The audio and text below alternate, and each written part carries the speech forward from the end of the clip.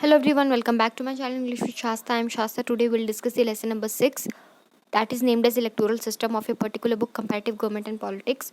So modern era जो है वो उसको era of democracy बोलते हैं. डेमोक्रेसी जो है वो राइट है. क्यों राइट है? क्योंकि इसमें जो है वो पीपल डिसाइड करते हैं कि कौन रूल करेगा.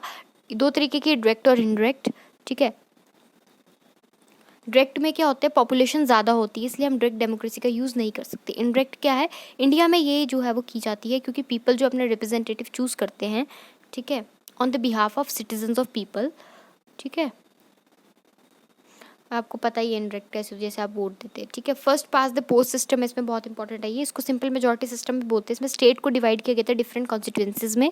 इस मेथड में क्या किया जाता है, एक रिप्रेजेंटेटिव जो है वो इलेक्ट किया जाएगा एक कंस्टिट्यूंसी से, और कैंडिडेट जिसको ज़्यादा वोट मिलेंगे उसको विक्टोरियस मीन्स उसको जीता हुआ माना जाएगा. जिसको हाईएस्ट वोट्स मिलेंगे वो विनर होगा. यूके और इंडिया में यही किया जाता है. मेरिट्स क्या है इसके, सिंपल मेथड है, means understand.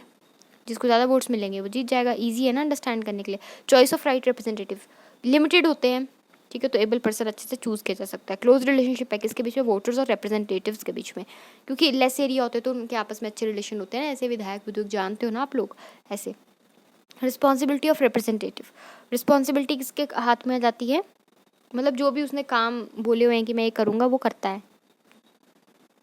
Next, local interest, मतलब कि इसमें जो है वो लोकल पीपल का, अपने लोगों को पता होता है ना क्या उनको प्रॉब्लम्स है क्या नहीं है. डीमेरिट्स क्या, इसके करप्शन बढ़ जाती है क्योंकि फिर वो मनी अल्कोहल दे के जो उसको खरीदने की कोशिश करते हैं कि हमारा काम पहले कर दे. रूलिंग पार्टी जो बेनिफिट ले जाती है. कुछ रिप्रेजेंटेटिव जिनको कम वोट मिले होते हैं वो फिर भी विनर बन जाते हैं क्योंकि भाई वोट्स ही उतने उस जगह पे. वेस्टेज हो जाती है वोट्स की. प्रोपोर्शनल मेथड भी इंपॉर्टेंट है. ठीक है, इसके दो मेथड्स हैं इसमें भी, सिंगल ट्रांसफरेबल वोट सिस्टम, एक है लिस्ट सिस्टम. प्रोपोर्शनल रिप्रेजेंटेशन का मतलब क्या होता है, जितने भी कैंडिडेट्स हैं, ठीक है, जो कि इलेक्शन कॉन्टेस्ट कर रहे हैं एक कंस्टिट्यूंसी में, ठीक है, जिसको ज़्यादा वोट्स मिले उसको विनर माना जाएगा. इसमें पार्टी और ग्रुप जो है उसमें परसेंटेज देखी जाती है वोट्स की. ठीक है, जैसे इजराइल और नीदरलैंड्स में होता है. मेथड पहला आ जाएगा सिंगल ट्रांसफरेबल वोट सिस्टम. इस सिस्टम को सबसे पहले डिस्कस किया था थॉमस हेयर ने इन 1851, और उसके बाद 1855 में एंड्रे है एक पर्सन डेनमार्क से, उसने इसको इम्प्लीमेंट किया था अपनी कंट्री में. इसलिए जो है वो हेयर सिस्टम भी बोलते हैं इसको और एंड्रे सिस्टम भी बोलते हैं. फीचर्स के, कंस्टिट्यूंसीज जो हैं मल्टी मेंबर होती है, काफ़ी बंदे जो हैं वहाँ से खड़े हो सकते हैं कंस्टिट्यूंसी से. ठीक है. प्रोसीजर क्या होती है वोटिंग की, हर एक वोटर को बैलेट पेपर दिया जाता है जिसमें सारे सारे कैंडिडेट्स के नाम प्रिंट होते हैं.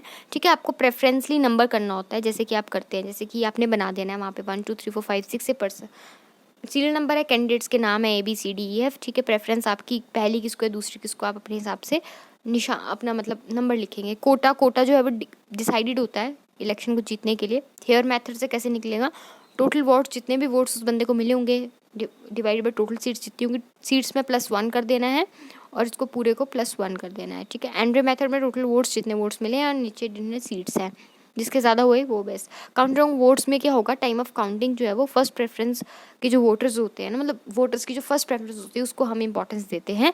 ठीक है, उसको ही उधर से कोटा नंबर जो है वो निकलता है. लिस्ट सिस्टम में क्या होता है, इजी मेथड है, use by France and Europe. Features कैसे, कॉन्स्टिट्यूंसीज जो होती है इसमें मल्टी मेंबर होती है. प्रोसीजर ऑफ वोटिंग कैसे होता है, हर एक पॉलिटिकल पार्टी जो है वो अपनी लिस्ट प्रेजेंट करती है अपने कैंडिडेट्स की, ये हमारे कैंडिडेट्स हैं. वोटर जो है वो अपना वोट देता है लिस्ट के फेवर में, कैंडिडेट के फेवर में नहीं, लिस्ट के फेवर में. ठीक है. कोटा क्या है, हेयर मेथड और एंड्रे मेथड से निकलता है. काउंटिंग ऑफ वोट्स, तो काउंटिंग ऑफ वोट्स के से पहले दो प्रेफरेंसेस को जो है वो देखा जाता है इसमें. मेरिट्स का, प्रोपोर्शनल रिप्रेजेंटेशन के, कोई वोट जो है वेस्ट नहीं जाता क्योंकि प्रेफरेंस जो है वो कैंडिडेट्स की वो सारे कैंडिडेट्स को देता है ना प्रेफरेंस. नंबरिंग सबको करता है. पॉलिटिकल एजुकेशन मिलती है कैसे, कि पता लग जाता है कि प्रायोरिटी किसको देनी कैसे नहीं देनी. बेस्ड ऑन डेमोक्रेटिक प्रिंसिपल्स, किसी भी कास्ट वगैरह को रिप्रेजेंट नहीं किया जाता. ठीक है, राइट रिप्रेजेंटेशन होती है. मोर एबल पर्सन, ज़्यादा अच्छे लोगों की होती है. वाइडर चॉइस ऑफ वोट्स, ज़्यादा कैंडिडेट्स होते हैं ना, इसलिए. डीमेरिट्स क्या है इसके, डीमेरिट्स ये हैं कि कॉम्प्लिकेटेड सिस्टम, समझ नहीं आता लेमैन लोगों को. इररिस्पॉन्सिबल क्यों है कि there is not one elected candidate for particular area. एक एरिया से मतलब कि ऐसा भी कोई कैंडिडेट नहीं है इलेक्ट किया हुआ जो कि पूरी की पूरी जो है वो रिस्पॉन्सिबिलिटी जो है वो ले लें.